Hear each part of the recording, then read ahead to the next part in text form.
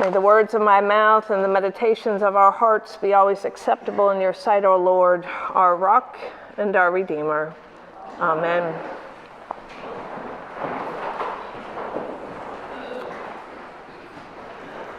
Last Sunday, at the end of his great sermon, Father Jim gave us some homework, as he often does. He recommended reading the entire story of David. In our lectionary readings on these Sunday mornings, we just get snippets, and the whole arc of David's story is complex, complicated, fascinating, to say the least. Last week, we heard how David, Jesse's youngest son, who had been out watching the sheep, he was the one chosen by God to replace Saul as king of Israel. And at the beginning of our passage from the first book of the prophet Samuel this morning, we hear on David's return from killing the Philistine, he was brought before Saul with the head of the Philistine in his hand. That Philistine was Goliath. And I think just about everyone knows the story of David and Goliath. And we also hear this morning that when David was finished speaking to Saul, the soul of Saul's son Jonathan was bound to the soul of David. And Jonathan loved him as his own soul. As we will hear in the stories of David, we hear that David loves Jonathan deeply. David, this youngest son of Jesse, loves and lives large and passionately, for better, and at times, as we will hear in these coming weeks, for worse. We are told time and again that God is with David. And David, this shepherd boy from Bethlehem, had stepped out to confront Goliath, the hulking, belligerent Philistine, and felled him with only 5 smooth stones and a slingshot. And this story is in the Hebrew, Christian, and Muslim scriptures and has even become a part of our cultural imagination. A smaller business takes on a larger corporation, David and Goliath. A black woman refuses to give up her seat on a bus in Montgomery, Alabama in 1955 in defiance of an unjust system of racial segregation. David and Goliath. And there were no shortage of images depicting this story. One of my personal favorites is from the 13th century Crusader Bible, also known as the Morgan Bible. And this medieval picture Bible has a series of pictures depicting this story, to include when David is given Saul's armor, including Saul's helmet. But Saul is almost twice as tall as David, and the armor proves to be just too much. And David isn't used to it. So in the next picture, he starts to take off the armor. And that I find to be the most humorous illustration. For David is flailing around in this chainmail garment, trapped. His head has disappeared, and his hands are grasping at the excess chainmail, trying to pull it over his head. He looks constricted and lost in there. And you can see how awkward David would have been if he had tried to fight in this armor that was not his.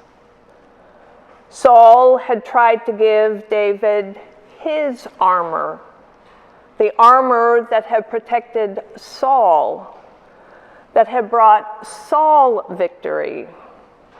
Saul wanted to share that with this shepherd boy who had agreed to face Goliath, the great bully, on behalf of the ranks of Israel.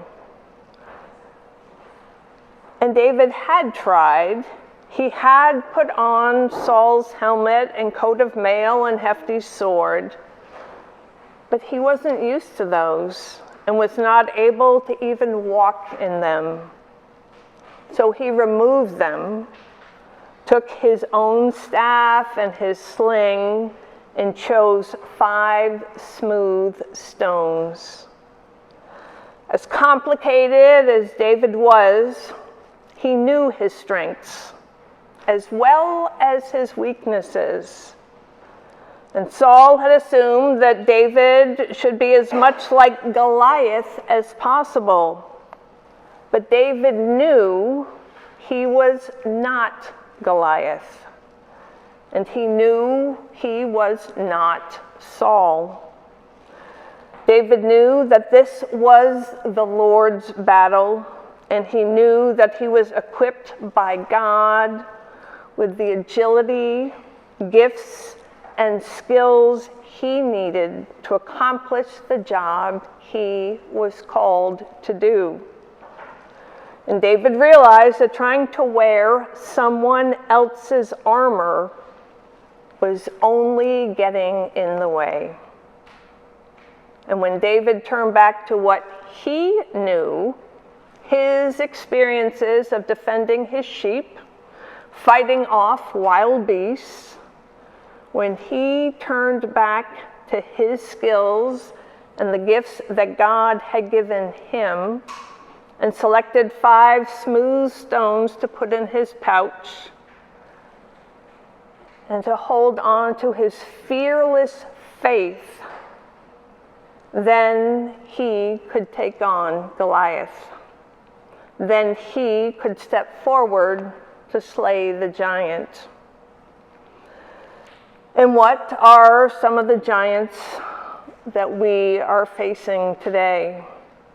What are the giants of injustice that we find ourselves up against?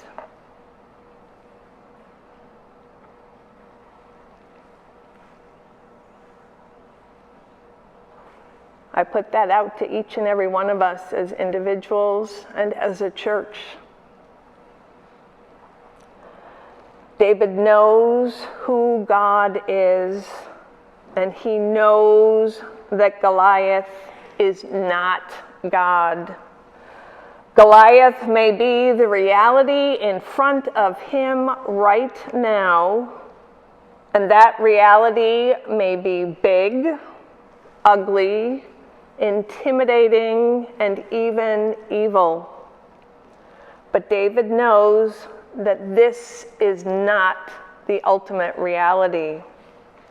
God is the ultimate reality.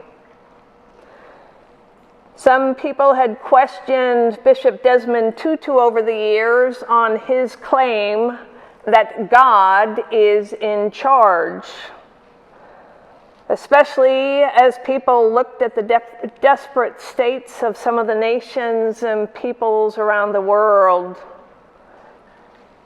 And Bishop Tutu's response to this questioning had been that sometimes he had to say to God, "It would be nice for you to make it slightly more obvious that you are in charge."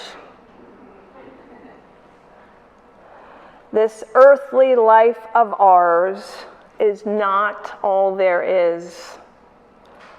But while we are here, we are called to use what gifts we have to face the unjust giants that we face in our midst. What might our 5 smooth stones be as individuals and as a church? Rosa Parks had a smooth stone of just enough courage to refuse to give up her seat on the bus to an unjust system. And Marie Magdalene, who is here with us this morning, had a smooth stone of just enough courage to open her eyes to the great poverty that she found when she returned to her hometown in Haiti for a vacation in 2009. After being away for a decade, she was shocked by the poverty she found in her village. The poorest inhabitants lacked the most basic necessities and were bordering on starvation. So instead of vacationing, she and her family spent their vacation time and money buying and distributing a week's worth of groceries to over 200 needy families in her village and surrounding villages. She returned to the United States with the conviction of finding a way to help those families, and so began a growing mission and ministry to feed, educate, and heal using your own gifts. Thank you, and thank you to all the members who are working on this.